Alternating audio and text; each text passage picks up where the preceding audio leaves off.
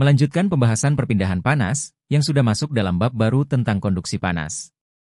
Pada bab ini, beberapa tujuan yang ingin dicapai antara lain. 1. Memahami multidimensi dan kondisi-kondisi di mana kasus perpindahan panas dapat dianggap sebagai kasus satu dimensi. 2. Menurunkan persamaan diferensial konduksi panas dalam berbagai sistem koordinat, dan menyederhanakannya untuk kasus satu dimensi. 3. Mengidentifikasi kondisi termal pada permukaan, dan menyatakannya secara matematis sebagai kondisi batas dan kondisi awal. 4. Menyelesaikan kasus konduksi panas satu dimensi dan mendapatkan distribusi temperatur dalam suatu medium. 5. Menganalisis konduksi panas satu dimensi dalam benda padat yang melibatkan pembangkitan panas. Pada bab sebelumnya, konduksi panas didefinisikan sebagai perpindahan energi panas dari partikel-partikel yang memiliki energi lebih tinggi dalam suatu medium, menuju partikel-partikel yang memiliki energi yang lebih rendah yang berada di sekitarnya. Konduksi dapat terjadi pada cairan dan gas, serta pada benda padat, selama tidak ada gerakan massa yang terlibat. Meskipun perpindahan panas dan temperatur berhubungan erat, keduanya memiliki sifat yang berbeda. Berbeda dengan temperatur, perpindahan panas memiliki arah, serta besaran, sehingga merupakan besaran vektor sesuai pada ilustrasi pelepasan panas dari kentang bakar. Oleh karena itu, kita harus menentukan arah dan besaran untuk menggambarkan perpindahan panas secara lengkap pada suatu titik. Hal ini berguna untuk memberikan gambaran bahwa konduksi panas yang terjadi, apakah mengarah ke dalam sehingga terjadi penambahan panas, atau mengarah keluar yang mengakibatkan pengurangan panas. Untuk memudahkan, penggunaan sistem koordinat dan arah dengan tanda plus atau minus. Kesepakatan secara umum, perpindahan panas ke arah positif dari suatu sumbu koordinat adalah positif dan ke arah sebaliknya adalah negatif. Oleh karena itu, nilai positif menunjukkan perpindahan panas ke arah positif, dan nilai negatif menunjukkan perpindahan panas ke arah negatif sesuai pada ilustrasi kedua. Faktor utama proses perpindahan panas adalah perbedaan temperatur, dan semakin besar perbedaannya, maka akan semakin besar pula laju perpindahan panas yang terjadi. Beberapa kasus perpindahan panas teknik memerlukan penentuan distribusi temperatur di seluruh medium untuk menghitung beberapa variabel penting seperti laju perpindahan panas lokal, pemuaian panas, dan tegangan termal pada lokasi-lokasi kritis pada waktu tertentu. Penentuan temperatur pada suatu titik di dalam medium, melalui tahap awal yaitu penentuan lokasi titik tersebut. Hal ini dapat dilakukan dengan memilih sistem koordinat yang sesuai, seperti koordinat persegi panjang atau Cartesian, koordinat silinder, atau koordinat bola, menyesuaikan bentuk geometri dan titik referensi atau titik asal. Lokasi suatu titik ditentukan sebagai X, Y, dan Z dalam koordinat Cartesian, sebagai R, θ, dan Z dalam koordinat silinder, dan sebagai R, θ, dan Pi dalam koordinat bola, sesuai yang ditunjukkan pada gambar.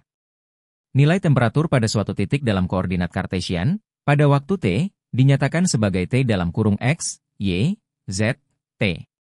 Sistem koordinat terbaik untuk suatu geometri tertentu adalah yang paling sesuai untuk menggambarkan permukaan dari geometri tersebut. Kasus perpindahan panas dapat diklasifikasikan menjadi kasus tunak atau steady state dan kasus tak tunak atau transient. Istilah tunak atau steady menunjukkan tidak ada perubahan seiring waktu pada titik manapun di dalam medium. Sedangkan transient menunjukkan adanya variasi seiring waktu atau bergantung terhadap waktu. Oleh karena itu, temperatur tidak berubah seiring waktu selama perpindahan panas steady melalui suatu medium di lokasi manapun, meskipun kenyataannya dapat bervariasi dari satu lokasi ke lokasi lain sesuai pada ilustrasi. Selama perpindahan panas transient, temperatur biasanya bervariasi terhadap waktu dan posisi. Dalam kasus khusus, variasi dapat terjadi terhadap waktu, tetapi tidak dengan posisi. Hal ini dapat terjadi jika temperatur medium berubah secara seragam seiring waktu. Sistem perpindahan panas seperti ini dikenal dengan sistem lamp. Kasus perpindahan panas juga dapat diklasifikasikan sebagai kasus satu dimensi, dua dimensi, atau tiga dimensi, tergantung pada besaran relatif laju perpindahan panas dalam berbagai arah dan tingkat akurasi yang diinginkan. Dalam kasus yang paling umum, perpindahan panas melalui suatu medium adalah tiga dimensi. Artinya, temperatur bervariasi di ketiga arah utama dalam medium selama proses perpindahan panas. Jika temperatur dalam suatu medium bervariasi hanya dalam dua arah saja, dan relatif kecil variasi pada arah ketiga sehingga dapat diabaikan, maka perpindahan panas dalam kasus tersebut dikatakan dua dimensi seperti pada ilustrasi gambar pertama. Kasus perpindahan panas dikatakan satu dimensi jika temperatur dalam medium bervariasi hanya dalam satu arah, sehingga panas dipindahkan dalam satu arah, dan variasi temperatur dan perpindahan panas pada arah lainnya diabaikan. Contohnya, Perpindahan panas melalui kaca jendela dapat dianggap satu dimensi karena perpindahan panas melalui kaca terjadi terutama dalam satu arah yaitu tegak lurus terhadap permukaan kaca, dan perpindahan panas dalam arah lain diabaikan sesuai pada ilustrasi kedua.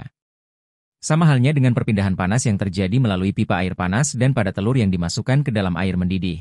Dapat dianggap satu dimensi karena perpindahan panas terjadi terutama dalam arah radial. Laju konduksi panas melalui suatu medium dalam arah tertentu, misalnya arah X, sebanding dengan perbedaan temperatur di seluruh medium dan luas area yang tegak lurus terhadap arah perpindahan panas, dan berbanding terbalik dengan jarak dalam arah tersebut.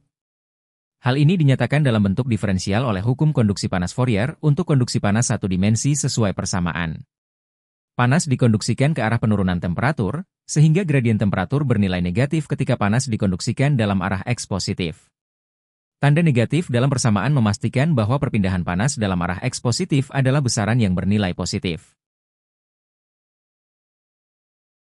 Hubungan umum untuk hukum konduksi panas Fourier dapat diperoleh dengan memisalkan sebuah medium di mana distribusi temperatur bersifat tiga dimensi sesuai ilustrasi yang juga menunjukkan sebuah permukaan isotermal dalam medium tersebut. Vektor fluks panas pada titik P di permukaan tersebut tegak lurus terhadap permukaan dan mengarah ke arah penurunan temperatur. Jika N adalah arah tegak lurus atau normal dari permukaan pada titik P, maka laju konduksi panas pada titik tersebut dapat dinyatakan dengan hukum Fourier sesuai persamaan pertama. Dalam koordinat Kartesian, vektor konduksi panas dapat dinyatakan dalam bentuk komponennya sesuai persamaan kedua, di mana I, J, dan K adalah vektor satuan, dan Qx, Qy, dan Qz adalah besar laju perpindahan panas dalam arah X, Y, dan Z.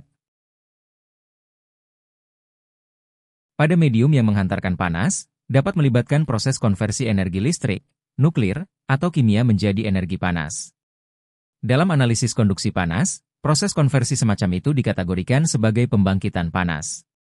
Sebagai contoh, temperatur kawat resistansi meningkat dengan cepat ketika arus listrik mengalir melaluinya akibat konversi energi listrik menjadi panas pada laju I kuadrat kali R, di mana I adalah arus dan R adalah resistansi listrik kawat tersebut. Sama halnya dengan sejumlah besar panas yang dihasilkan dalam elemen bahan bakar reaktor nuklir yang berfungsi sebagai sumber panas bagi pembangkit listrik tenaga nuklir. Disintegrasi alami elemen radioaktif dalam limbah nuklir atau material radioaktif lainnya juga menghasilkan panas di seluruh bagian material tersebut. Panas yang dihasilkan matahari akibat fusi hidrogen menjadi helium membuat matahari berfungsi sebagai reaktor nuklir besar yang memasok panas ke bumi. Sumber lain dari pembangkitan panas dalam medium adalah reaksi kimia eksotermik yang mungkin terjadi di seluruh medium. Reaksi kimia dalam kasus ini berfungsi sebagai sumber panas bagi medium. Namun, berbeda untuk reaksi endotermik, di mana panas tidak dilepaskan namun diserap selama reaksi. Dalam kasus ini, istilah pembangkitan panas menjadi besaran negatif. Penyerapan radiasi seperti energi matahari atau sinar gamma dianggap sebagai pembangkitan panas ketika radiasi tersebut menembus ke dalam medium sambil diserap secara bertahap. Sebagai contoh pada ilustrasi, penyerapan energi matahari oleh air dapat dianggap sebagai pembangkitan panas di seluruh bagian air dengan laju yang sama dengan laju penyerapan yang bervariasi sesuai dengan kedalaman. Perlu digarisbawahi bahwa pembangkitan panas adalah fenomena volumetrik, artinya terjadi di seluruh volume medium. Oleh karena itu, laju pembangkitan panas dalam suatu medium biasanya dinyatakan persatuan volume dan dilambangkan dengan G, yang memiliki satuan watt per meter kubik atau BTU per jam feet kubik. Laju pembangkitan panas dalam medium dapat bervariasi dengan waktu serta posisi dalam medium. Ketika variasi pembangkitan panas dengan posisi diketahui, total laju pembangkitan panas dalam medium dengan volume V dapat ditentukan dengan persamaan berikut.